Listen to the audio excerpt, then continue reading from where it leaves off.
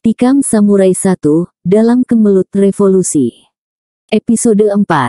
Kutukan Datuk Berbangsa. Suatu malam terjadi kegemparan di kampung itu. Kelima serdadu Jepang yang ditempatkan di surau mengaji, yang dijadikan pos darurat, subuh-subuh kedapatan mati semua. Pada tubuh mereka ada bekas tikaman. Jelas tikaman keris. Lewat subuh sedikit, hampir 100 serdadu Jepang mengepung kampung itu. Ternyata Datuk Maruhun dan kedua temannya lolos dari tahanan. Kabarnya bersama Datuk Berbangsa dan beberapa pejuang lainnya, mereka membunuh pula 4 orang serdadu Jepang di penjara. Lalu malam itu juga menyelusup ke kampung. Mereka membawa anak dan istri melarikan diri. Ketika kampung itu dikepung Jepang, yang tinggal di sana hanya beberapa keluarga saja. Umumnya perempuan yang suaminya telah tertangkap atau dikirim ke Logas, atau bersembunyi.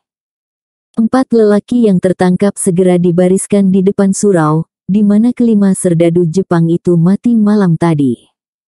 Keempat lelaki itu sebenarnya orang-orang biasa, yang tak ada sangkut pautnya dengan kejadian di kampung itu. Mereka hanya petani biasa. Malahan satu di antaranya adalah seorang bisu dan tuli. Namun Jepang itu tak peduli. Seorang kapten yang memimpin pengepungan itu, bernama Saburo Matsuyama, tampil ke depan. Wajahnya kelihatan angkuh sekali. Bibirnya tertarik ke bawah dengan garis-garis wajah yang keras dan kuat. Semua penduduk dikumpulkan. Tua muda lelaki dan perempuan.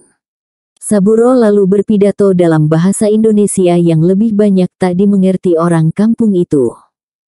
Ini sebuah contoh dan peringatan, bagi orang-orang yang coba melawan bala tentara kaisar dari negeri matahari terbit. Jika setelah ini ada seorang serdadu Jepang mati oleh penduduk pribumi, maka akan dibalas dengan membunuh 3 orang penduduk pribumi. Jika tak ada lelaki, maka perempuan yang akan dibunuh. Jika tak ada, anak-anak kami jadikan gantinya. Ingat itu baik-baik. Kalau di antara kalian ada yang mata-mata, sampaikan ucapan saya ini pada orang-orang yang menyusun kekuatan untuk melawan kami, yang kini bersembunyi entah di mana. Keempat lelaki itu disuruh berjongkok. Perempuan dan anak-anak mulai bertangisan. Dan dengan suatu komando, 4 orang serdadu Jepang segera berdiri di belakang keempat lelaki itu. Di tangan keempat serdadu itu tergenggam sebuah samurai. Sebuah komando dalam bahasa Jepang terdengar bergema. Dan dalam sekejap, keempat kepala lelaki itu terpisah dari tubuhnya. Beberapa perempuan jatuh terjerembab ke tanah menyaksikan kebuasan ini. Beberapa anak-anak memekik-mekik. Tiba-tiba seorang serdadu datang berlari dan berbisik ke telinga Kapten Saburo. Kapten itu tertegak dan melihat ke utara. Dia lalu memerintahkan penduduk bubar dan memberi aba-aba pada pasukannya. Sekitar 30 serdadu segera berhamburan ke utara. Dalam sekejap mereka kini telah mengepung sebuah rumah. Rumah itu adalah sebuah rumah adat yang besar, rumah si bungsu. Saburo segera tampil ke halaman rumah yang telah dikepung ketat itu. Dia menghadap ke atas anjungan. Kalian telah terkepung. Keluarlah. Kalau kalian tak keluar dalam 5 menit, saya akan membakar rumah ini. Seru komandan tentara Jepang itu. Beberapa penduduk memberanikan diri melihat kejadian itu dari kejauhan. Mereka tidak mengerti siapa yang disuruh keluar oleh Jepang itu. Sebab setahu mereka Datuk Berbangsa sudah lari subuh tadi bersama anak istrinya. Sementara itu, si bungsu yang tadi tegak di antara penduduk, kini menyeruak ke depan di antara barisan penduduk yang melihat dari kejauhan itu. Wajahnya yang biasa murung kini jadi pucat. Dia menatap ke rumahnya dengan tegang. Dan benar, tak lama kemudian kelihatan ayahnya, Datuk Berbangsa, muncul di pintu. Menyusul ibu dan kakaknya. Melihat ayah, ibu dan kakaknya itu, si bungsu berlari ke depan. Ibu, himbaunya. Tapi seorang serdadu Jepang menghantamnya. Dia tersungkur di tanah. Ayah, ibu dan kakaknya tertegun. Mereka memandang padanya dengan tatapan tak berkedip. Ada jarak 20 depa antara dia tertelungkup dengan ayah dan ibu serta kakaknya. Namun dia serasa dapat merasakan panasnya tatapan mata keluarganya. Terutama sekali tatapan ayahnya. Engkau memang dilahirkan untuk menjadi dajjal, Buyung. Saya menyesal mempunyai anak seperti engkau. Kau jual negeri ini berikut penduduknya pada Jepang semata-mata untuk mendapatkan uang agar kau bisa berjudi. Mengapa tak sekalian kini kau ambil kepala kami dan kau jual? Suara ayahnya terdengar bergema tajam. Si bungsu tertegak kaku. Bulu tengkuknya merinding mendengar ucapan ayahnya itu. Mulutnya bergerak ingin bicara. Namun tak satu pun suara yang keluar dari mulutnya. Dia menatap ayahnya. Menatap ibunya. Menatap kakaknya. Akhirnya dia menatap pada ibunya. Perempuan itu tegak dengan gagah. Menatap padanya dengan kepala tegak. Bungsu, barangkali banyak dosamu. Tapi ibu tak menyesal melahirkanmu. Nak. Si bungsu merasakan dirinya tiba-tiba jadi luluh. Dia seperti dapat melihat air mata ibunya meleleh. Demikian juga air mata kakaknya. Dirinya tiba-tiba jadi kecil di hadapan keluarganya yang gagah perkasa ini. Dan tiba-tiba dia jatuh berlutut. Saat itu Datuk Berbangsa bersuara, ucapannya ditujukan kepada Kapten Saburo. Saya bersedia ditangkap. Tapi istri dan anak saya, harap dibebaskan. Setelah kau bunuh 9 orang serdadu kami, kau minta keluargamu dibebaskan, Bagero. Kalau tak ada jaminan itu, saya takkan menyerah. Datuk Berbangsa berkata dengan suara yang pasti. Saburo mengagumi sikap jantan lelaki itu. Namun dia tertawa terbahak. Haha. Apa yang kau banggakan, sehingga kau berani mengatakan bahwa kau bisa tak menyerah, Datuk? Saya akan berkelahi sampai mati. Siapa yang kau sangka bersedia mati konyol bersamamu? Jangan lupa, Anda seorang samurai. Saya tahu, seorang samurai sejati takkan menampik tantangan berkelahi dari orang lain. Saburo terdiam. Matanya menatap tajam pada datuk itu.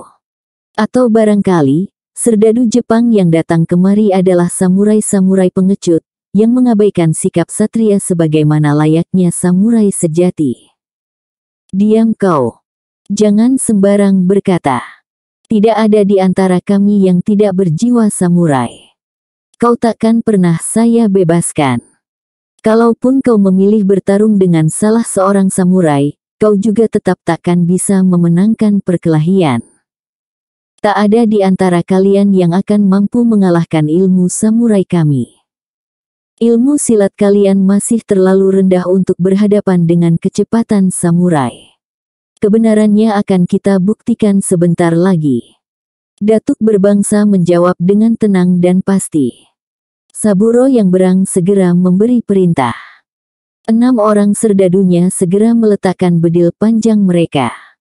Kemudian membentuk lingkaran besar di halaman rumah gadang tersebut. Datuk Berbangsa yang terkenal sebagai guru silat Kumango itu melangkah dengan pasti ke tengah lingkaran. Dia tak bicara sepatah pun pada istri dan anak gadisnya. Nampaknya mereka sudah bicara saat bersembunyi di loteng. Datuk ini memang seorang yang bernasib malang dalam pelariannya. Tengah malam tadi dia sampai kemari bersama Datuk Maruhun dan teman-temannya. Mereka menyudahi nyawa kelima serdadu Jepang yang berpos di surau. Kemudian dia mengatur pengungsian keluarga-keluarga pelarian dari penjara itu.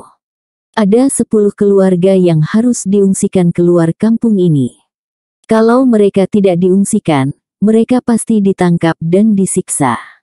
Tanpa mereka sadari, ketika pengungsian itu selesai, hari telah hampir siang. Orang terakhir yang meninggalkan kampung itu adalah Datuk Maruhun dan keluarganya. Duluanlah. Saya menyusul, ujar Datuk Berbangsa kepada Datuk Maruhun. Dia tak dapat segera melarikan diri bersama Datuk Maruhun disebabkan istrinya sakit. Dia telah diminta oleh istrinya untuk lari duluan bersama anak gadisnya. Namun Datuk Berbangsa menolak. Mana mau dia meninggalkan istrinya. Dan anak gadisnya juga tak mau meninggalkan ibunya. Padahal si ibu tak begitu parah sakitnya. Perempuan ini sebenarnya tak mau pergi dari kampung itu karena dia masih menunggu seorang anak lagi, si bungsu. Dia tahu suaminya tak menyukai si bungsu. Tapi dia seorang ibu. Bagaimana dia bisa membenci anak yang dia lahirkan, yang dia kandung selama 9 bulan, yang dia susui dari kecil, yang dia besarkan dengan air mata dan keringat. Dia mengakui anaknya yang seorang itu tak bisa dididik. Tapi bagaimana seorang ibu akan membenci anaknya? Demikianlah hati seorang ibu. Jika sangat terpaksa, sekali lagi, jika sangat terpaksa, dia lebih rela kehilangan suami daripada kehilangan anaknya. Karena hari telah siang, untuk melarikan diri tak mungkin lagi. Mereka khawatir akan bertemu dengan patroli Jepang. Mereka lalu memutuskan untuk bersembunyi di loteng rumah. Bersembunyi dan menanti malam berikutnya datang. Sementara itu, si ibu tetap berharap agar siang ini si bungsu pulang.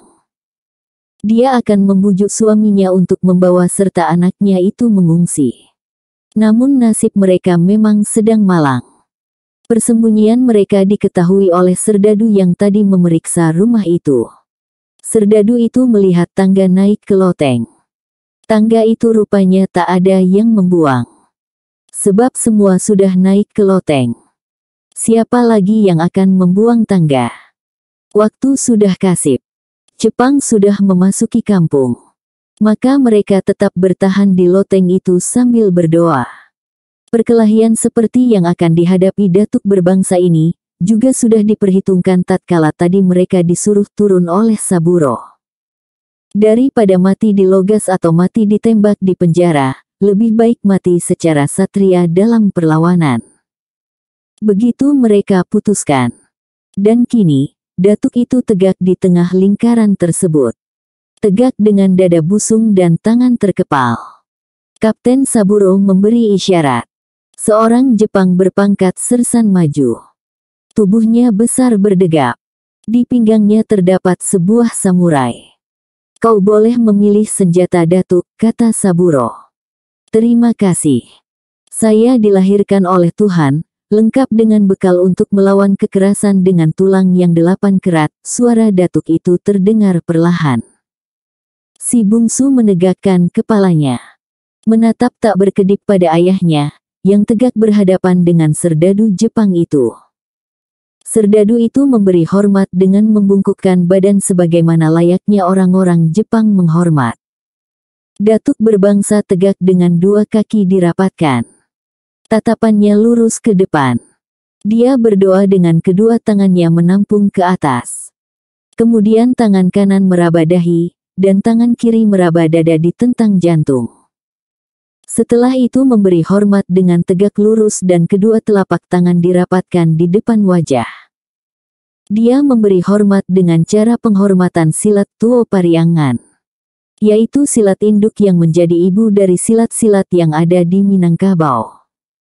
Engkau boleh menyerang duluan Datuk, Saburo berkata. Datuk Berbangsa tetap tegak dengan tubuh condong sedikit ke depan. Matanya melirik ke tangan kanan Jepang besar di hadapannya. Semua orang pada terdiam. Tak terkecuali Kapten Saburo sendiri. Ada sesuatu yang membuat kapten ini iri pada Datuk itu. Yaitu keyakinan pada kemampuan dirinya. Dia sudah banyak menyaksikan kehebatan penduduk pribumi di Indonesia ini. Namun jarang yang punya keyakinan atas dirinya seperti Datuk ini. Biasanya sesudah tertangkap, orang lalu berhibah-hibah minta ampun. Jika perlu dengan membuka semua rahasia atau menjual harga dirinya. Tapi tak demikian halnya dengan Datuk ini. Dia menantang berkelahi bukan karena dia kalap dan nekat. Tapi karena dia memang seorang satria sejati. Saat itu Datuk Berbangsa tengah melihat, betapa tangan kanan Jepang itu mulai bergetar, dan secara perlahan pula, hampir-hampir tak kelihatan, bergerak mili demi mili mendekati gagang samurainya. Ini adalah gerakan pendahuluan. Tiba-tiba tangan itu bergerak cepat. Dan saat itu pula Datuk Berbangsa melompat ke kiri kemudian berguling di tanah dan tumitnya menghantam siku kanan Jepang itu. Sungguh sulit untuk diceritakan. Kejadiannya demikian cepat. Demikian fantastis. Hampir-hampir tak bisa dipercaya. Gerakan samurai yang terkenal cepat itu terhenti tatkala samurainya baru keluar separoh. Siku si tinggi besar itu kena dihantam tumit Datuk Berbangsa. Terdengar suara berderak. Jepang itu terpekik. Sikunya patah. Dia mencabut samurainya dengan tangan kiri. Tapi gerakan ini juga terlambat. Guru silat Kumango itu telah mengirimkan sebuah tendangan lagi ke selangkangnya. Tubuh Jepang itu terangkat sejengkal, kemudian tertegak lagi di tanah. Mula-mula hanya agak hoyong. Masih berusaha untuk tetap tegak. Tapi Datuk Berbangsa telah tegak dan mengirimkan sebuah pukulan dengan sisi tangan kanannya ke leher Jepang itu. Itu adalah sebuah serangan yang disebut Tatak Pungguang Ladiang, dari jurus Kumango yang terkenal ampuh. Tetakan dengan sisi tangan itu mendarat di leher Jepang tersebut. Begitu suara berderak terdengar, begitu nyawa Jepang itu berangkat ke lahat. Tubuhnya rubuh ke tanah tanpa nyawa. Hanya dalam sekali gebrak, serdadu Jepang itu mati. Beberapa saat suasana jadi sepi. Benar-benar sepi. Keenam serdadu yang membuat lingkaran besar itu ternganga. Kapten Saburo sendiri hampir-hampir tak mempercayai matanya. Lelaki pribumi ini telah membunuh seorang samurai dari Jepang hanya dengan tangan kosong. Mungkinkah ini? Apakah ini tidak semacam sihir? Tapi ini memang kejadian. Dia tak melihat lelaki itu mempergunakan sihir sedikitpun. Serangan itu benar-benar sebuah serangan silat yang telak dan tangguh dari silat aliran Kumango. Kini Datuk Berbangsa tegak dengan kaki dipentang. Tegak dengan gagah menatap kepada Kapten Saburo. Kapten itu memberi aba-aba dalam bahasa Jepang. Dua orang serdadu maju ke depan. Kedua mereka juga menyisipkan samurai di pinggang. Mereka kembali saling memberi hormat. Ini adalah perkelahian kaum satria. Salah satu dari Jepang yang maju ini bertubuh pendek dan kurus. Gerakannya gesit sekali. Yang satu lagi agak tinggi dengan tubuh sedang. Begitu habis memberi hormat, begitu dengan cepat sekali mereka menghunus samurai dan menyerang. Datuk itu berbarengan diserang dari muka dan belakang. Saburo dengan jelas sekali melihat kedua prajuritnya masing-masing mengirim serangan 3 jurus. Berarti Datuk itu diserang 6 jurus dalam gebrakan pertama saja. 6 bacokan yang cepat dan terarah. Namun ketika kedua Jepang itu kembali tegak dengan diam sambil memegang samurainya, Datuk itu juga tegak 3 depa dari mereka dengan diam dan tak kurang satu apapun. Luar biasa. Tanpa dapat ditahan, dan di luar sadar, beberapa serdadu Jepang yang menyaksikan pada bertepuk tangan. Saburo harus mengakui, bahwa Datuk itu memang patut mendapat tepuk tangan dari serdadu. Tatkala kedua serdadu itu tadi menyerang, Datuk Berbangsa segera bergulingan ke tanah. 2 kali bergulingan dia berhasil menghindarkan 2 bacokan. Kemudian seperti kucing dia melompat bangun dengan gerakan seenteng kapas. Lompatannya tinggi dengan kaki dilipat. Dengan gerakan yang diperhitungkan ini, 4 bacokan berhasil pula dia elakkan. Gerakan selanjutnya dia melompat dan menunduk sambil memutar. Gebrakan pertama berakhir. Kini mereka saling menatap. Yang bertubuh agak sedang lambat-lambat mengingsut tegaknya. Telapak kakinya beringsut di pasir mili demi mili. Kedua tangannya dengan kukuh memegang hulu samurai. Kini jarak mereka hanya tinggal sedepa. Datuk berbangsa memiringkan tubuh dengan jari kanan lurus di depan dada dan sudut mata memandang pada mata Jepang itu. Mereka tegak bertatapan. Tiba-tiba dengan sebuah pekik Bushido, sejenis pekik khas para pesilat samurai, serdadu itu membuka serangan. Namun ternyata Datuk berbangsa lebih cepat lagi. Dia ternyata cepat menangkap jurus-jurus samurai. Setiap samurai pasti mengawali gerakannya dengan membawa samurai itu agak ke kanan atau ke kiri sedikit. Gerakan ini diperlukan untuk memberi kekuatan hayun bagi samurai itu bila dibacokkan. Hanya saja, makin tinggi kepandaian seorang samurai, makin tak kelihatan gerak mengambil ancang-ancang itu. Dan makin cepat dan halus pula gerakannya. Jepang ini gerakannya cukup cepat. Namun tak begitu cepat di mata Datuk yang guru silat Kumango ini. Sebagaimana jamaknya pesilat-pesilat tangguh, dia tidak melihat pada gerakan senjata lawan. Dia menatap langsung ke mata serdadu itu. Di sana pesilat-pesilat tangguh dapat membaca kemana gerakan tangan dan kaki setiap lawan. Itulah yang dilakukan oleh Datuk berbangsa. Begitu tangan Jepang itu bergerak, dia segera mengetahui bahwa tangan Jepang ini akan bergerak sedikit ke kanan. Dan kesempatan yang sedikit itulah yang dinantinya. Sebelum gerakan itu sempurna, dengan kecepatan loncatan seekor harimau tutul, dia melesat ke arah Jepang itu. Dan sebelum Jepang itu sadar apa yang terjadi, Datuk berbangsa telah memiting leher Jepang tersebut. Kemudian dengan gerakan yang sempurna dia meremas kedua tangan si Jepang yang memegang samurai. Jepang itu terpekik. Saat itulah temannya yang seorang lagi sadar bahwa bahaya tengah mengancam temannya, dia lalu diam-diam menyerang dari belakang. Namun Datuk berbangsa memutar Jepang yang masih dia piting itu.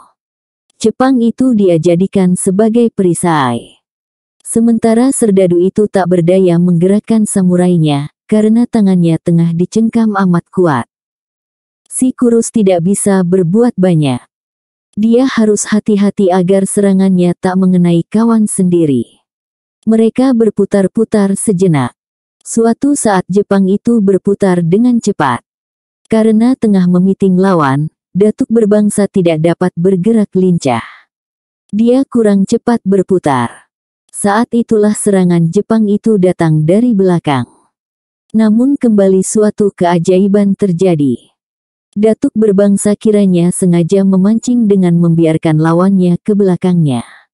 Dan ketika angin serangan samurai itu datang, dia meluncurkan dirinya ke bawah. Menjatuhkan diri dan bertekan di tanah dengan lutut kanan. Samurai lawannya yang dia piting itu tiba-tiba berpindah ke tangannya.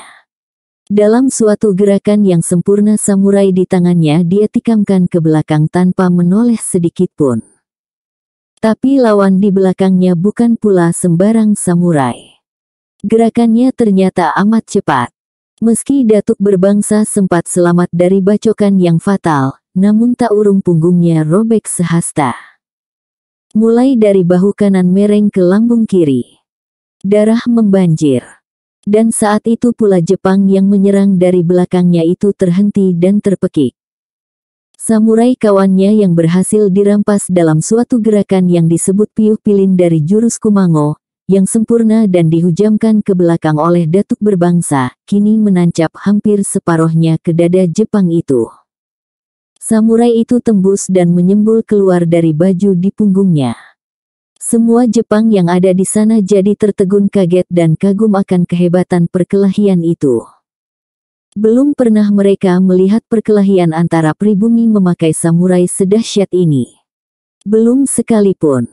Datuk ini benar-benar memiliki ilmu silat yang tangguh, pikir mereka.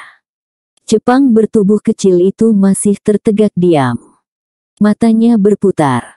Dia tegak setengah hasta di belakang Datuk berbangsa yang masih memegang samurai itu dengan kuat. Lambat-lambat Jepang itu mengangkat samurai di tangan. Dan menebaskannya ke leher Datuk berbangsa yang masih tetap berlutut membelakanginya. Namun gerakan Jepang itu hanya sampai mengangkat samurai saja. Setelah itu gerakannya terhenti tiba-tiba. Dan tubuhnya rubuh ke belakang. Mati. Semua orang terdiam.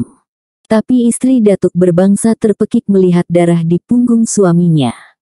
Dia berlari menghambur ke tengah lingkaran.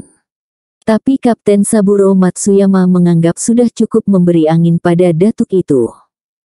Dalam marahnya yang luar biasa, dia mencabut samurai, dan di saat istri Datuk itu lewat di sampingnya, samurai itu beraksi. Istri Datuk itu tersentak, tapi dia masih tetap melangkah ke arah suaminya. Tubuhnya telah hoyong tatkala mencapai suaminya. Udah. Perempuan itu rubuh ke pangkuan suaminya. Jahanam. Jepang Jahanam. Datuk Berbangsa memekik. Dan meletakkan istrinya di tanah. Dengan punggung robek dia tegak menghadapi Kapten Saburo. Saburo dengan mata yang nyalang menatapnya. Kini Datuk itu menyerang duluan. Tetapi mungkin karena keahlian Saburo memang jauh lebih tinggi daripada anak buahnya, atau mungkin pula karena Datuk itu dalam keadaan luka, perkelahian mereka kelihatan tak seimbang. Datuk Berbangsa memegang samurai dengan menghadapkan ujungnya ke belakang, dia menikamkannya ke arah Saburo. Sebuah tikaman ke belakang yang tadi telah menghabisi nyawa serdadu yang menyerangnya dari belakang. Sabetannya yang pertama, yang mengarah ke depan, membunuh serdadu yang tadi dia piting lehernya. Tapi tikaman samurai ke belakang itu tak mengenai sasaran. Saburo menghayunkan samurai dalam 3 serangan berantai. Datuk Berbangsa menangkisnya. Namun serangan 3 serangkai itu merupakan serangan tangguh. Begitu dia menangkis sabetan samurai Saburo, dia merasakan tangannya kesemutan. Tanpa dapat dia cegah, samurai di tangannya lepas. Bukan main hebatnya teknik dan tenaga Saburo. Samurai itu melayang ke udara. Datuk Berbangsa tak mau menanti. Dia mengirim sebuah tendangan. Dan tendangan itu tak diduga sedikitpun oleh Saburo. Kapten itu terjajar ke belakang karena perutnya kena hajar tumit Datuk Berbangsa. Dia jatuh berlutut. Dan saat itu samurai yang tadi terlambung meluncur turun ke atas kepala Saburo. Tapi perwira Jepang ini memang seorang samurai pilihan. Dia mendengar desiran angin samurai yang menghunjam ke arah kepalanya itu. Tanpa menoleh ke atas, dia memutar samurai di atas kepalanya.